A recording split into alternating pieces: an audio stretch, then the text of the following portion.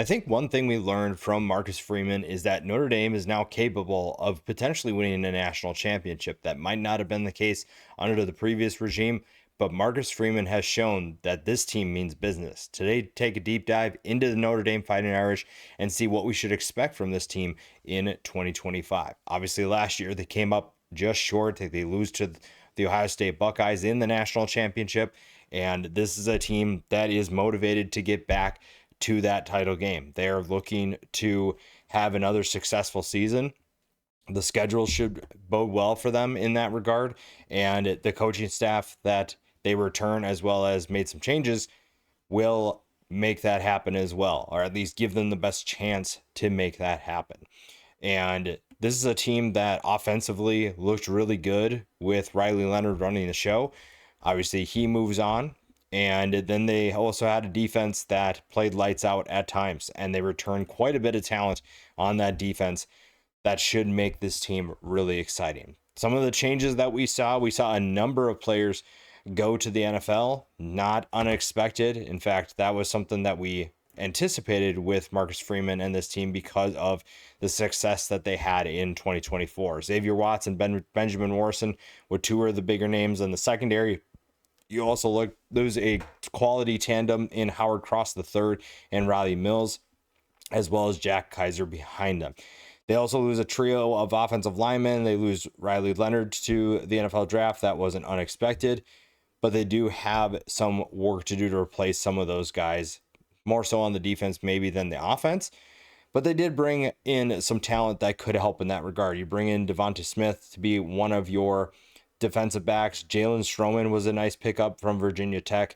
Malachi Fields gives you a big body and at wide receiver, and Will Pauling gives you some speed at that position as well. So this group felt like they had a good amount of talent still coming back. They didn't necessarily need to address a ton in the transfer portal, and that speaks to the recruiting that they've done.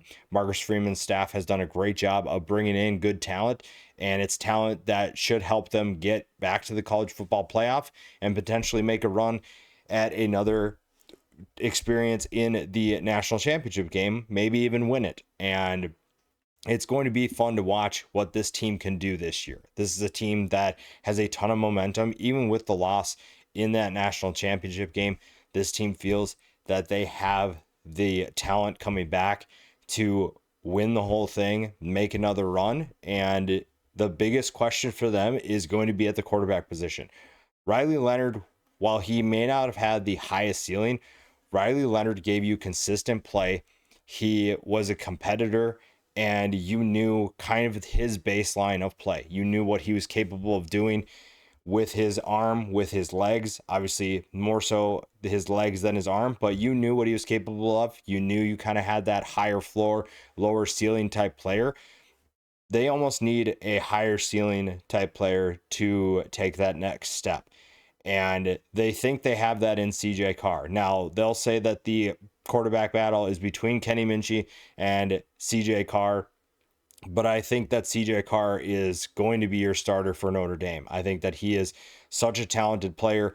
You know, they were waiting for him to potentially insert himself into the competition last year and maybe take over, but Riley Leonard's experience was too much, and I think that benefited him. You get it in a year to learn from Riley Leonard what it takes to be a college quarterback, what it takes to bring your team to a national championship game, and CJ Carr probably soaked everything in. He was able to see exactly what it takes to be a Notre Dame quarterback, to see what it takes to help your team elevate and grow, and it'll be really fun to see what he can do in his first year as a starter. Now, Minchie probably will get utilized as well. I wouldn't be surprised if they use a couple of formations for him, whether they use him as a runner, whether they do two quarterback looks. We'll see. You have good quality backup competition, and that's going to push CJ Carr as well. Minchie is a solid runner. He's going to have to prove that he can be better as a passer, but he is going to be a quality guy that's going to push CJ Carr. It is not an easy competition to win, and Right now, they're saying that it's going to go into fall camp, but I think CJ Carr is going to be that guy that takes over this offense. And it's an offense that's not short of talent. And I think at times we were kind of worried about the passing attack for Notre Dame. And last year, they finished 101st throwing the football, but I think that changes this year. You saw the emergence of a couple wide receivers. That bodes well for a team that is looking to improve in 2025. The rushing attack, whether that's Minchie, even if Carr runs the football, is going to be good. And you don't really need your quarterbacks to do as much this year like Riley Leonard did. Now, does it help? Absolutely. Does it make your offense better? Yes. However, you don't necessarily need to have your quarterbacks contribute because you have one of the deepest and most talented running back rooms in college football. And it's not just because Jeremiah Love is coming back. Jeremiah Love is a freak athlete who has the ability to potentially win a Heisman Trophy. He is that good. He's going to be a first round pick. He is someone that has the ability to do all of that. You saw the explosive plays. You saw his ability to hurdle guys even when he was hurt.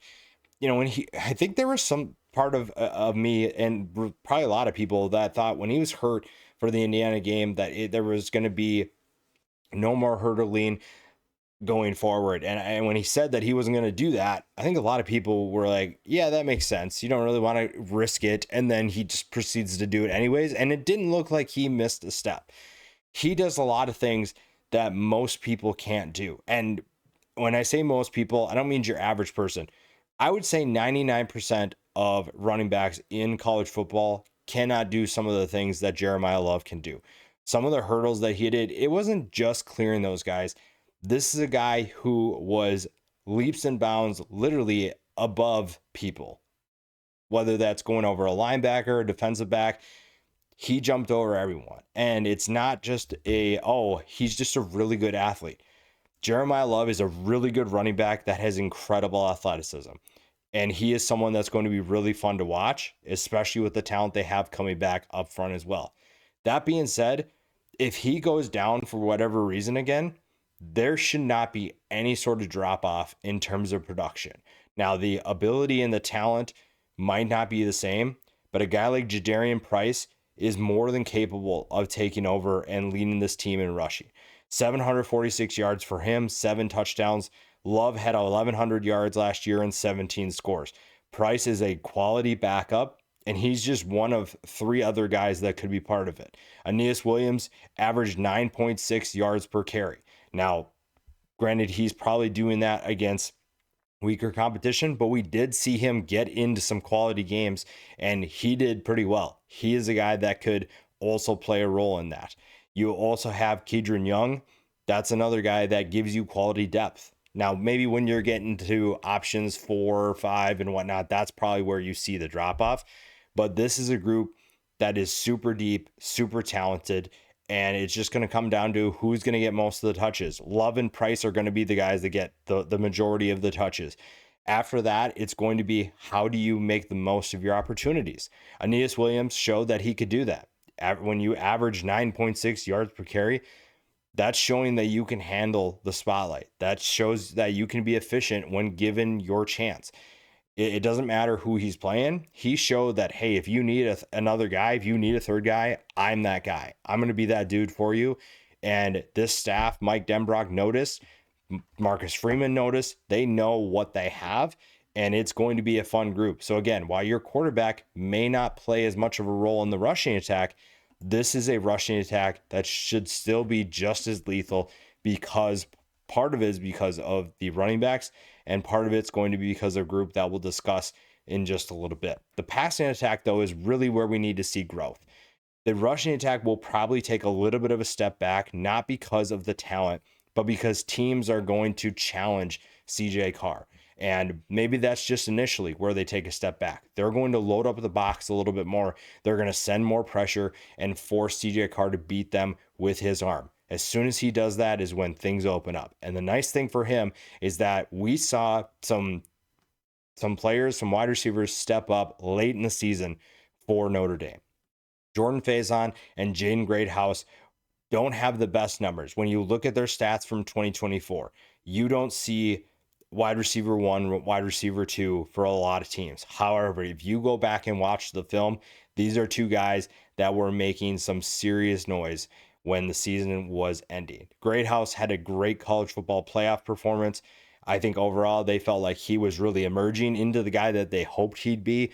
Jordan Faison, at times, Mike Denbrock was scheming up plays just for him. So this is a guy who is very capable of gashing defenses. Greathouse, I think, is truly becoming that wide receiver one. He's really taking on that role a lot better. And I think that this year could be a huge year for them. If they find chemistry with CJ Carr or whoever wins the quarterback battle, that could really be where this stuff takes off. Now, another thing that benefits them is they bring in a guy in Malachi Fields who's 6'4", 220 pounds. It is a big body receiver that's going to be physical, that can take the top off the defense.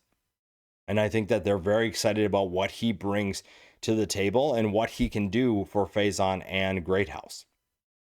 Again, when you're looking for improvements, passing the ball is going to have to be an improvement for this group. And if they're able to do that, that makes the rushing attack even more dangerous, which you don't need Jeremiah Love to be more dangerous if you're facing Notre Dame. But if they're able to find a passing attack that's relatively consistent, this offense is going to be a nightmare. And Mike Denbrock, we don't talk about him enough as a play caller. He is one of the better play callers with what he's got. He understands his personnel so well. And maybe they're not going to have the best offense in college football, but they are going to make plays when they need to. If anything, he's really good in situational positions where he knows, hey, I have to get this guy the ball, or I have this matchup that I like. How do I exploit that? He's very good at situational football and understanding when he can gash a defense. And if that translates into one of the best offenses in college football, then that's just an added bonus. But I think this is a good group coming back. And then after that is where you look for depth. After those three guys, you have Will Pauling. He's got the speed to be able to make big plays. We'll just hopefully see that a little bit more than we did at Wisconsin. KK Smith and Micah Gilbert are two guys that could step up. And then you have a number of familiar names. Guys like Elijah Burris, the son of Plaxico Burris, Jerome Bettis Jr., that one should be pretty obvious. Those are names that maybe aren't ready to contribute yet, but if they get some time, you can bet that the media is going to cover this team a lot more. They already know that they're on this roster. It's just a matter of who's going to contribute. They'll be given those opportunities early on. It's up to them if they want to take it. The tight end position for Notre Dame has been really fun the last couple of years, and I think this year they're in store for another special season. Eli Raridon is going to be a big target, 6'7", 251 pounds.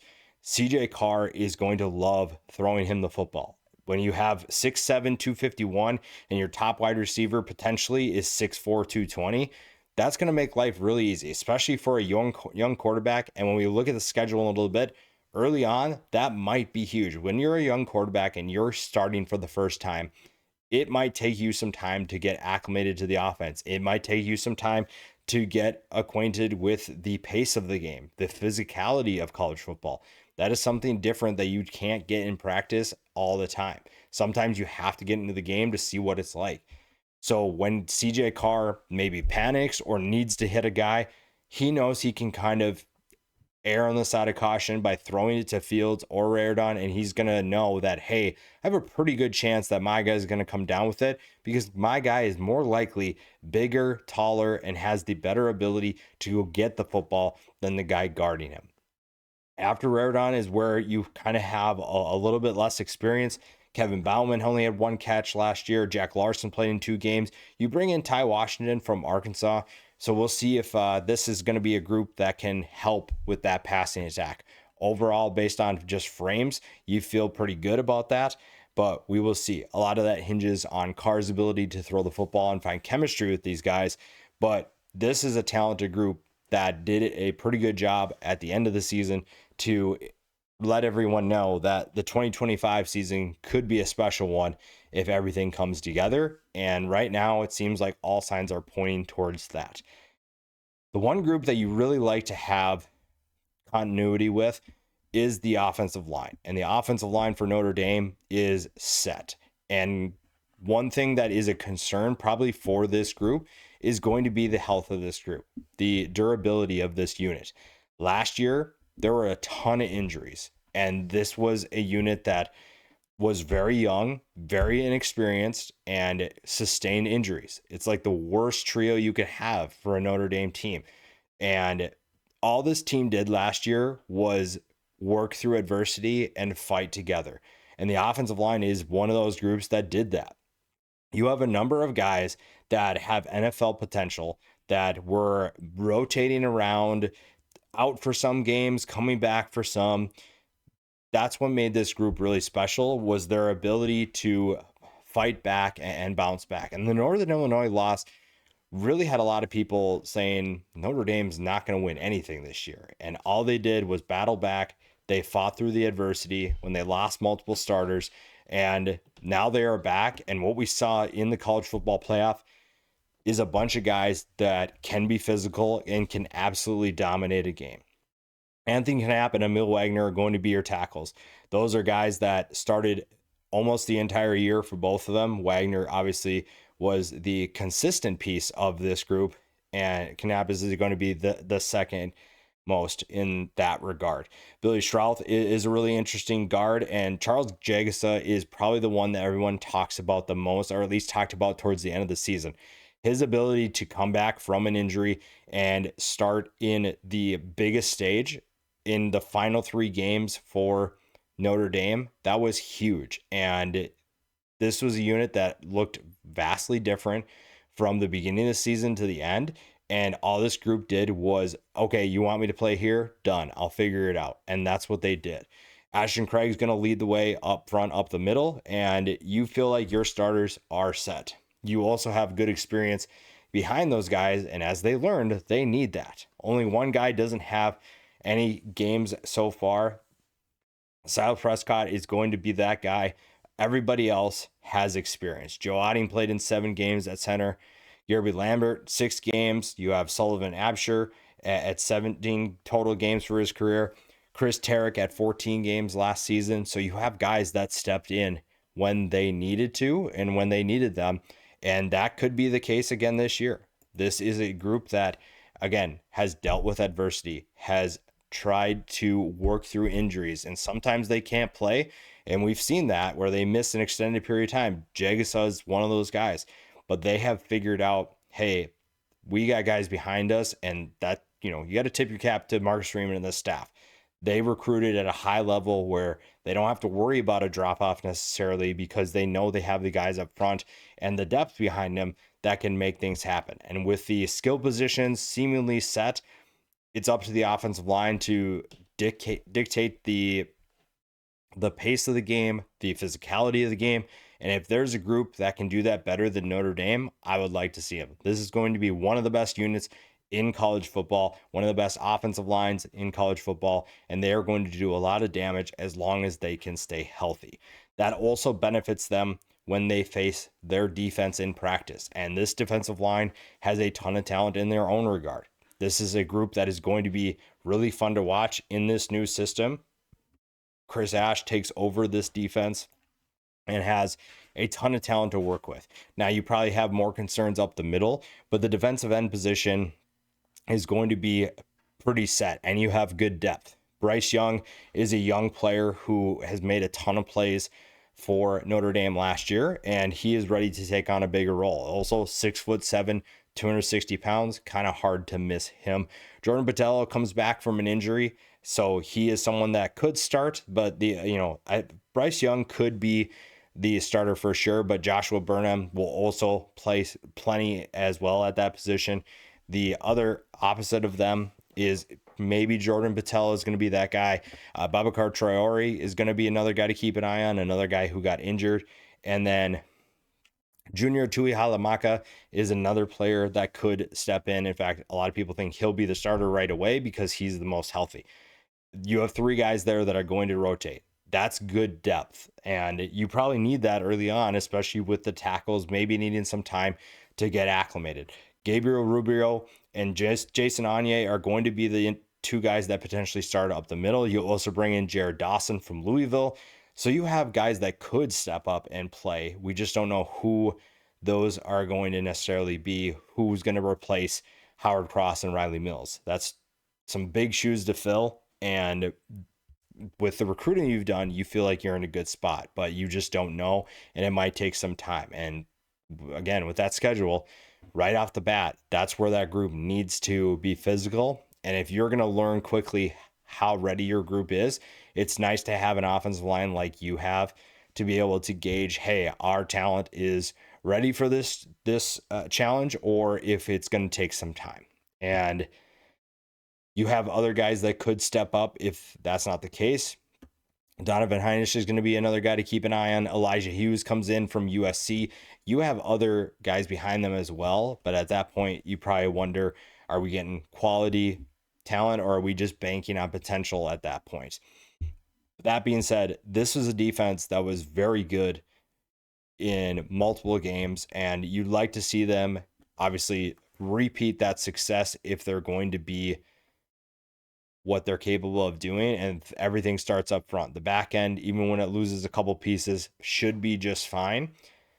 But also, you need things to go well up front. And if you're not going to win up front, it'll be hard to make a run. It's the same thing with the offense. The defensive line dictates the pace, dictates the physicality. And if they're not ready up front, that could be a problem. But you have, like I said, plenty of talent to utilize, plenty of talent coming back that will make this a very interesting group. And the guys behind them will either have to make more plays or they'll benefit from this group being more prepared than people realize. And the linebacker position is talented in their own right, but they can't make every play.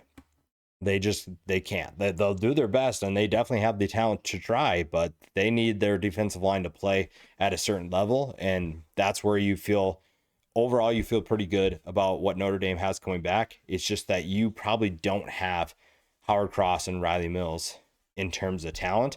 So you might have to get that as a cumulative from the entire group rather than trying to replace them one-to-one. Drake Bowen and Jalen Sneed are two phenomenal linebackers for Notre Dame. Natural playmakers. I mean, Bowen had 78 tackles, 4 tackles for loss, 3 forced fumbles. Sneed, 51 tackles, 6 tackles for loss, 2.5 sacks, and 2 forced fumbles. So you have plenty of ability behind them. You also have incredible depth at the linebacker position. So this is another group that is very deep, and Notre Dame might have some of the best depth.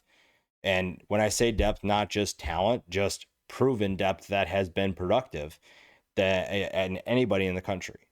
This is how talented and deep this group is, and they've done a good job of keeping that talent on campus. Jaden Osbury, 58 tackles, 7 tackles for loss, 2 fumble recoveries last year. Kingston Viliamuesa, another guy that has plenty of production, 37 tackles, 3 tackles for loss. After that is where the production kind of drops off, but Bodie Cahoon could be a guy that steps in. Kahanu Kia is another guy that they really like. So you have plenty of depth at the 2 linebacker positions. Maybe you get to see them at one of the defensive end hybrid position if they want to put that in there. Marcus Freeman's defenses are full of wrinkles and full of different opportunities. So some of these guys may not play at linebacker, but they might rotate them in at some other position that they really like and kind of just go from there. But this linebacker position is stacked. This is a group that is going to be really fun, very talented, and very deep. And that's going to help them a lot, especially if the defensive line needs some time. If the defensive line needs time to get acclimated with each other, again, they have a couple guys coming back from injury. You're replacing some NFL talent. That might take some time to figure out who your starting 4 is going to be, who's ready for the opportunity. From there is where the linebackers can really step up and be more disruptive early on. But if you can trust anybody to figure that out, it's going to be Marcus Freeman and Chris Ash. You're going to feel pretty good about what they can do and what they've had in terms of track records in their careers. The secondary is absolutely loaded. I think that this is going to be one of the best units in college football, and I feel like I'm saying that a lot with Notre Dame, but That's how good this group is. Now, nobody's going to replace Xavier Watts, and nobody at their peak probably can replace Benjamin Morrison, though they have two corners that maybe challenge that thinking. But I know for sure they don't have another Xavier Watts. Now, Luke Talich and Aiden Schuler are going to be your starters. Jalen Stroman should be part of that rotation as well, but nobody is Xavier Watts. Nobody is a proven ball hawk that can make big plays consistently over the longevity that Xavier Watts' career saw. Now, Schuler had 3 interceptions, Talich had 1, and Jalen Stroman is a good ball hawk in his own regard. But there are levels to this, and Xavier Watts was just on a different level. The cornerback position, though, is where things are a little bit different. Benjamin Morrison was a very good corner. It's almost like, I don't even want to really say it. It's almost like they didn't miss him at times because Christian Gray and Leonard Moore were so ready for the spotlight. Putting young guys at corner early in their career doesn't always go well, but for Notre Dame, they did it and they didn't think twice about it, and it was easy to see why. These two had phenomenal years, combined for almost 80 tackles. You also had them combined for 5 interceptions. You had plenty of passes defended, and you saw the talent in what they're capable of doing. This is a group that I think is going to be extremely good in 2025, and the cornerbacks will set the tone. If you're facing certain teams, you're going to have plenty of success. Now, obviously, we saw that there are levels to wide receivers, and playing against Jeremiah Smith obviously was a wake-up call for Christian Gray and Leonard Moore, but you can bet that they remember that, and they're going to be motivated to be even better in 2025, and that's only going to make this team better. If you're able to shut teams down, and this was the 4th best pass defense in college football last year, they should pretty much be the same thing. Maybe you have to worry about depth a little bit more, but again, you don't lose a ton of talent that you can't replace. Xavier Watts might be the only one, but I still think this group is in great hands. Now, you bring in Devontae Smith to play a nickel position. That's a solid addition for this team. Kind of a surprising and quality addition, but still, you feel really good about putting him into the lineup and seeing what can happen. Like I said, though, the depth behind him is maybe where you have a little bit of concern. Jalen Stroman obviously is a quality depth piece. A guy like Cree Thomas is a young guy who could step in. Same with Dallas Golden, both freshmen that could be bigger players in this defense. But if you're healthy, you don't necessarily have to worry about that. But in this day and age, college football's pace is so fast that you may have to put some guys in for just endurance. But I think overall, this is a group that is in great hands and doesn't have anything to worry about in terms of talent.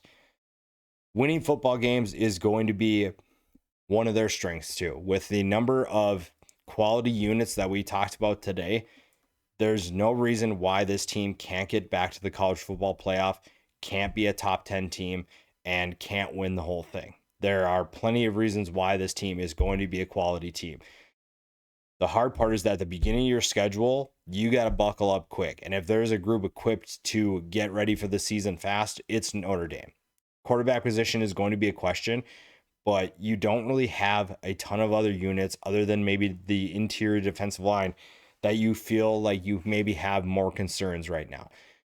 So playing at Miami shouldn't be too much of a concern. Miami is a potential playoff team. This is a massive first game, and honestly, probably the best game of week 1 because of the talent both teams have coming back. That is a tough road game to start the year.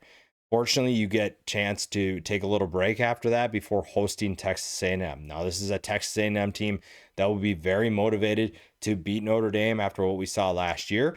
So that's a tough 2-game stretch to start your season. After that, you get Purdue, and then you go right back on a road trip to Arkansas, an Arkansas team that is hoping to be much better than they were last year and has a quarterback in Taylor Green that could put a lot of stress on this defense. Then you host Boise State, a team that made the college football playoff last year, a team that is without Ashton Genty, so they'll have a different identity offensively, but we don't know what Boise State's going to be. We'll find out if Boise State can be a playoff team once again, or if Notre Dame is just going to be too good.